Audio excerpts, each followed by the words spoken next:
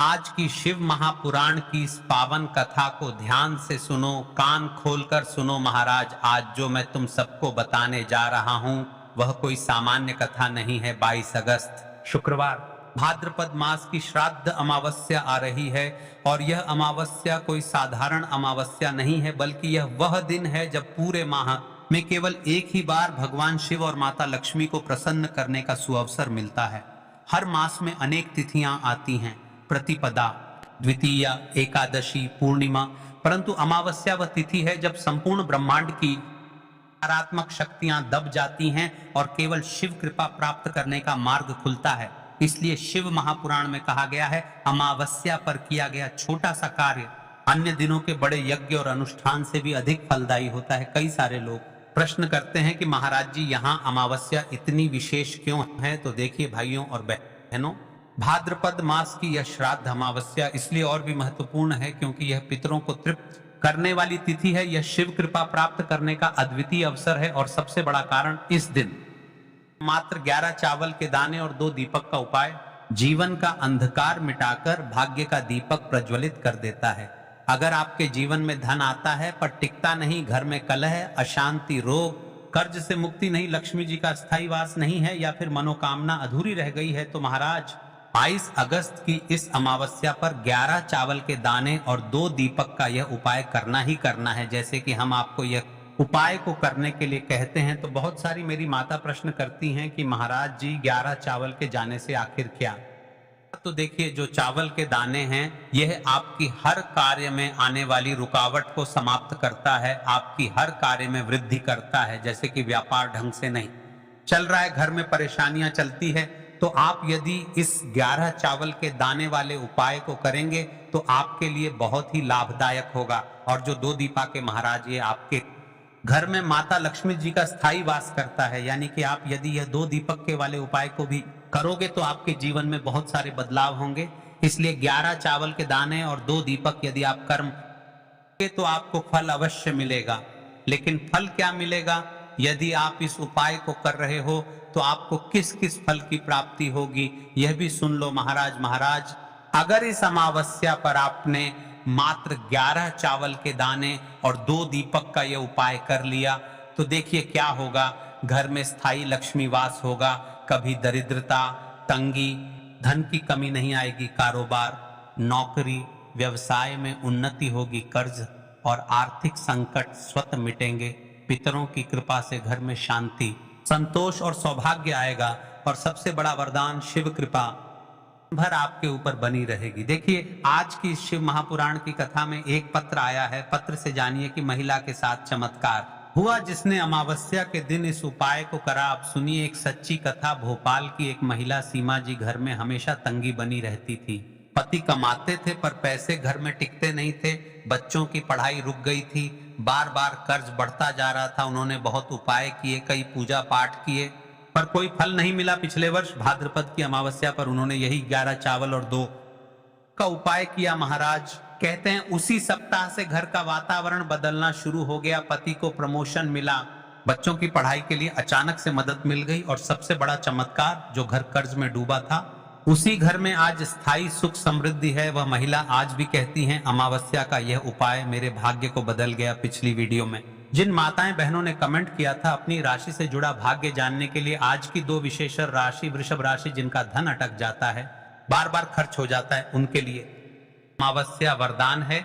11 चावल और 2 दीपक का उपाय इन्हें अकल्पनीय स्थायी लक्ष्मी वास दिलाएगा। दूसरी और विशेष राशि है कन्या राशि, जिनके जीवन में मेहनत के बाद भी फल नहीं मिल रहा, बार बार रुकावटें आ रही हैं, उनके लिए यह अमावस्या भाग्योदय का द्वार खोलेगी। लेकिन याद रहे, यह उपाय केवल इन 2 राशियों के लिए नहीं है, यह हर उस व्यक्ति के लिए है जो जीवन में सुख समृद्धि चाहता है। 22 अगस्त शुक्रवार भाद्रपद श्राद्ध अमावस्या को यह अवसर मत गंवाना।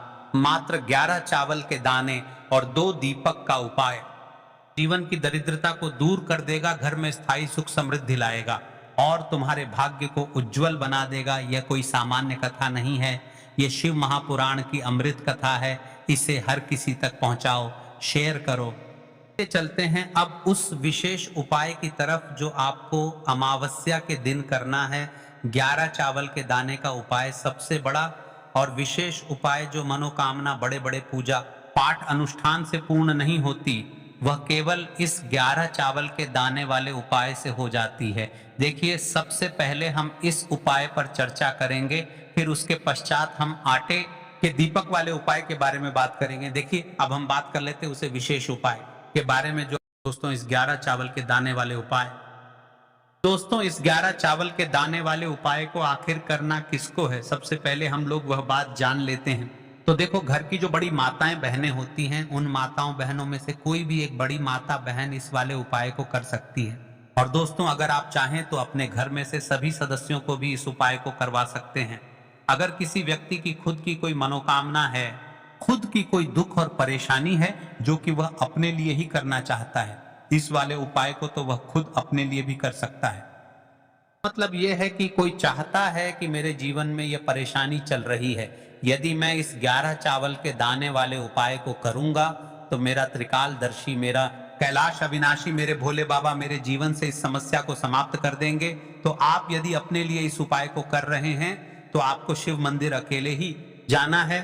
और बाकी अगर कोई घर में से ऐसा है जो कि अपने पूरे घर परिवार की सुख और शांति के लिए यह वाला उपाय करना चाहता है, तो भाई वह भी कर सकता है, उसमें भी कोई दिक्कत वाली बात नहीं है। कहने का मतलब यह है, उपाय को हर एक सदस्य भी कर सकता है और पूरे घर परिवार के सदस्य के लिए घर की बड़ी माताओं बहनों में से कोई एक माता बहन भी कर सकती है। माताएं बहनें अगर घर में उपस्थित ना हो या वो ये वाला उपाय ना कर पा रही हो, तो फिर घर का कोई बड़ा सदस्य भी इस 11 चावल के दाने वाले उपाय को कर सकता है, चाहे फिर वह पुरुष ही क्यों ना हो, उसमें कोई भी दिक्कत वाली बात नहीं है। देखिए, कई सारे लोग कमेंट करते हैं कि महाराज जी उपाय बहुत लंबा बताते हैं, बहुत देर तक टांग खींचते हैं। तो देखिए, उपाय कोई नहीं होते हैं और विशेषकर शिव जी के लिए किए जाने वाले उपाय आपके जीवन में जो भी समस्या चल रही है, वह समस्या तो कुल मिलाकर आपका पूरा दिन बर्बाद कर रही है। तो हमारी इस 18 मिनट की वीडियो से आखिर होगा क्या, इसलिए वीडियो को अंतिम तक देखें। उपाय को करते समय किसी भी प्रकार की गलती ना करें, इसलिए हम आपको भले ही थोड़ी देर से बताते हैं, लेकिन उपाय अच्छे तरीके से बताते हैं। अब दोस्तों, इस 11 चावल के दाने वाले उपाय को हमें करना कहां पर है, हमें इसे शिव जी के मंदिर में जाकर करना है। सारे लोग प्रश्न करते हैं, हर एक उपाय को करते समय क्या हम इस उपाय को घर पर कर सकते हैं? तो इस वाले उपाय को आप घर पर नहीं कर सकते हो। इस वाले उपाय को करने के लिए आपको शिव जी के मंदिर ही जाना पड़ेगा। उसके बाद में दोस्तों, जो अगला प्रश्न निकल कर आता है वह ये आता है इस उपाय को लेकर कि आखिर इस उपाय को हमें किस समय करना है, सुबह के समय करना है कि शाम के समय करना है। तो देखो, इस वाले उपाय को आप लोग सुबह के समय भी कर सकते हो और शाम समय प्रदोष काल में भी कर सकते हो। अब अगर आप पूछो कि भाई साहब सबसे उत्तम समय कौन सा रहेगा इस 11 चावल के दाने वाले उपाय को करने का, तो हम आपसे बस यही कहेंगे कि इस उपाय को आप सुबह के समय करेंगे तो ज्यादा बेहतर होगा। बाकी अगर प्रदोष काल शाम के समय भी करेंगे तो भी अच्छा होगा, उसमें कोई भी दिक्कत वाली बात नहीं है। देखिए महाराज, एक विशेष बात, यदि आप इस 11 चावल के दाने वाले उपाय को कर रहे हैं तो बन सके तो महाराज एक दीपक अवश्य लेकर जाए, क्योंकि हम उपाय करने के बाद दीपक प्रज्वलित करेंगे, उसे दीपक से शिव को रोशनी मिलेगी और हमारे जीवन में चल रहा अंधकार समाप्त होगा। इसलिए आटे का दीपक हो सके तो आटे का, और मिट्टी का दीपक हो तो मिट्टी का, लेकिन हाँ, उसमें हमें गोल बत्ती का प्रयोग करना है, ठीक है। तो अब दोस्तों, जो अगली सबसे बड़ी और महत्वपूर्ण बात आती है वह ये आती है कि सुबह अगर हम उपाय को करेंगे तो हमें कितने बजे से लेकर कितने बजे तक के बीच में करना है, और शाम के समय प्रदोष काल में करेंगे तो हमें कितने बजे से लेकर कितने बजे के बीच में करना है। तो देखो, सुबह जल्दी हो सके आप उपाय को करने की कोशिश करना। बाकी अगर किसी कारणवश लेट भी हो जाओ, थोड़ी देर भी हो जाए, तो 10 या 11 बजे तक भी आप उपाय कर लेना, पर 12 बजे से ज्यादा देरी ना हो, ठीक है, इस बात का ध्यान रखना। उसके बाद में दोस्तों, अगर शाम के समय प्रदोष काल की बात करें, प्रदोष काल का जो समय है होता है वह शाम के 6 बजे से शुरू हो जाता है। मतलब शाम के 6 बजे से लेकर 7 बजे के बीच का जो समय होता है, यह समय प्रदोष काल का समय होता है। पर अभी जो मौसम चल रहा है, में जो है शाम बहुत देरी से होती है, तो आप इस उपाय को 7 या 8 बजे के बीच में भी कर सकते हो। मतलब शाम के 6 बजे से रात 8 बजे के बीच में आप कभी भी इस वाले उपाय को कर सकते हो, उसमें कोई भी दिक्कत वाली बात नहीं है। देखिए अमावस्या का दिन है तो हो सके तो इस उपाय को सुबह के समय करना उत्तम रहेगा, बाकी प्रदोष काल के समय भी कर सकते हैं। अब सबसे बड़ी और विशेष बात कही, सारे लोग प्रश्न करेंगे कि महाराज जी हमें चावल के दाने कहाँ से लेना है। तो देखिए आपके रसोई घर में जो भी चावल के दाने हैं, साधारण चावल के दाने या बासमती चावल के दाने, कोई से भी 11 चावल के दाने निकाल लो या फिर आप बाजार से भी लेकर आ सकते हैं। बस हमें उपाय करना है, ठीक है। देखो अगर के समय उपाय कर रहे हो तो सीधी सी बात है, 1 लोटा जल तो आप लेकर जाओगे ही जाओगे। वही 1 लोटा जल अगर मिट्टी का जल हो तो बहुत अच्छा रहेगा। मिट्टी का जल कैसे बनाया जाता है, इसके लिए हमने पहले से बहुत सारी वीडियोस बना दी है, लेकिन फिर भी एक बार सुन लो। जो मिट्टी का घड़ा होता है उसे स्वच्छ जल से धो ले, फिर उसमें इतना जल आप डालकर 1 से 1.5 घंटे के लिए रख दे, जितना आप शिव जी को चढ़ा सके। 1 से 1.5 घंटे पूर्ण होने के बाद पूरा जल एक बाल्टी में निकलना और इसे शिव मंदिर लेकर चले। है मिट्टी का जल आपके पास इस दिन एक आखिरी मौका रहेगा, मिट्टी का जल शिव जी पर चढ़ाने का और उपाय को करने का बहुत बड़ा आपको इस दिन फल मिलेगा। तो इसलिए इस दिन हो सके तो भाई मिट्टी का जल चढ़ाना, तो अपने साथ में कम से कम 1 लोटा जल तो आपको लेकर जाना ही जाना है। अगर मिट्टी का जल नहीं है तो घर का जल भी आप इस्तेमाल कर सकते हो। इसके अलावा जो भी पूजन सामग्री है, देखो 11 चावल के दाने यह अलग आपके रहेंगे और जो आपकी पूजन सामग्री रहेगी वह अलग रहेगी। पूजन सामग्री में जो भी चीज लेकर जाना चाहे वह लेकर जा सकते हैं। उपाय को करते समय शुद्धता का विशेष रूप से ध्यान रखना, ठीक है। सुबह सुबह स्नान करने के बाद ही उपाय को करने की आप लोग तैयारी करना। उसके बाद अगर शाम के समय की बात करें तो शाम के समय आपको स्नान करने की जरूरत नहीं है, पर शुद्धता का ध्यान रखना है। आपको स्नान तो नहीं करेंगे, आप हाथ मुंह धोकर भी इस वाले उपाय को शाम के समय प्रदोष काल में कर सकते हैं। इसमें कोई दिक्कत वाली बात नहीं है। तो आप अपने उपाय की पूरी सामग्री तैयार करके देखिए महाराज, ये जो 11 चावल के दाने वाले उपाय को आप करोगे, इसके साथ में आपको 2 दीपक आटे के उसे उपाय को भी करना है। तो देखिए महाराज, जैसे ही आपकी 11 चावल के दाने वाले उपाय की सारी सामग्री तैयार हो जाती है, उसके पश्चात आपको इस 2 दीपक वाले उपाय को भी करना है। तो हमें इसकी भी सामग्री तैयार करनी है। तो देखिए आपको अच्छा शुद्ध आटा मूड़ लेना है और देखिए आपको उसे आटे में हल्दी का प्रयोग नहीं करना है और ना ही नमक का प्रयोग कर रहा है। अब आपको 2 दीपक बना लेने और जैसे ही 2 दीपक बन जाते हैं वैसे ही आपको 2 लंबी हुई की बत्ती लेना है। अब महाराज आपको उन दीपक में 1-1 चम्मच मीठा तेल डाल देना है, यानी कि सबसे पहले हमें दीपक प्रज्वलित करना है और दीपक इतनी देर तक चलने चाहिए जितनी देर में हमारा उपाय पूर्ण हो जाए। या तो आप दीपक को भर लो या फिर कम से कम 2 से 3 चम्मच मीठा तेल अवश्य डालो। अब देखिए आपको शिव मंदिर पहुंचना है और सबसे पहले आपको उपाय नहीं करना है। कई सारी मेरी माताएं बहनें रहती हैं, वह शिव मंदिर पहुंचकर उपाय को प्रारंभ कर देती हैं। आपको शिव जी को यह नहीं दर्शाना है कि आप शिव मंदिर आए हो अपने फायदे के लिए। आपको सबसे पहले शिव जी को प्रणाम करना है, फिर आपको उपाय करने। तो आपको सबसे पहले तो दीपक प्रज्वलित करना है। देखिए एक दीपक आपको शिव मंदिर की चौखट पर प्रज्वलित करके रखना है और एक दीपक अपने घर के मुख्य द्वार पर, तो आपको वहां पर एक दीपक को ही जलाना है। सबसे पहले तो आपको उसे एक दीपक को प्रज्वलित कर देना है और इस दीपक से आरती विधि कर लेनी है और शिवलिंग के पास में ही रखना है। पश्चात आपको इस 11 चावल के दाने वाले उपाय को करना है।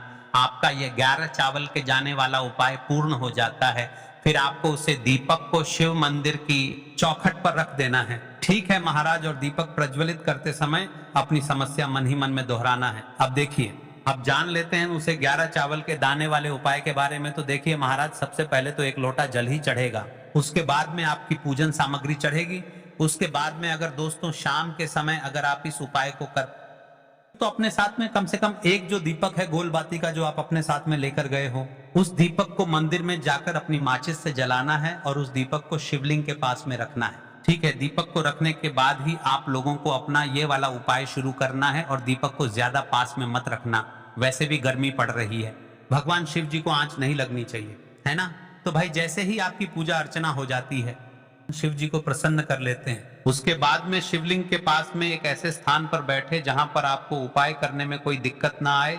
और जो भी लोग हैं जो सुबह के समय शिव जी की पूजा वंदना करते हैं, उन्हें किसी भी प्रकार की दिक्कत नहीं आनी चाहिए। यानी कि आप उपाय कर रहे हो तो उन्हें दिक्कत नहीं होनी चाहिए। उसके बाद में शिवलिंग के पास ही में आप कहीं पर बैठ जाइए, सामने या आसपास जिस जगह पर आपको बैठना हो वहां पर बैठ जाइए और अपने वह 11 चावल के दाने अपने सामने निकाल कर रख, क्योंकि अब यहाँ पर उपाय को यहाँ पर करने की आपको तैयारी करना है। और इस तरीके से जब आप उपाय करेंगे, पूजन सामग्री करने के बाद, पूजन अर्चना करने के बाद, तो आपको उपाय का फल बहुत जल्दी और बहुत बड़ा होकर मिलेगा। तो अपने 11 चावल के दाने अपने सामने निकाल कर रख, और यह जो उपाय है ये आपकी सीधे हाथ की हथेली से होगा, इसलिए इस बात का भी विशेष रूप से ध्यान रखना है।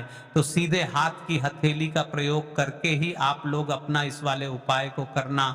अपने सामने जो भी आपकी इसकी पुड्डियां हैं उसको खोलकर रख लो, या कटोरी है तो भाई उसे अपने सामने रख लो और अपने वह 11 चावल के दाने निकाल लो, ठीक है। उसके बाद में दोस्तों अब आपको क्या करना है कि शिवलिंग आपके सामने होगी, तो आपने वह 11 चावल के दाने एक एक करके आपको शिव जी के शिवलिंग के ऊपर चढ़ाना है। कई सारे लोग प्रश्न करते हैं कि महाराज की सबसे पहले हमें चावल का दाना शिव जी की शिवलिंग पर किस स्थान पर चढ़ाना चाहिए, यानी कौन सा विशेष स्थान है। तो देखिए, भाद्रपद का माह चल रहा है और सबसे प्रथम देवता है भगवान, तो हमें गणेश जी के स्थान पर सबसे पहले चावल का दाना समर्पित करना चाहिए।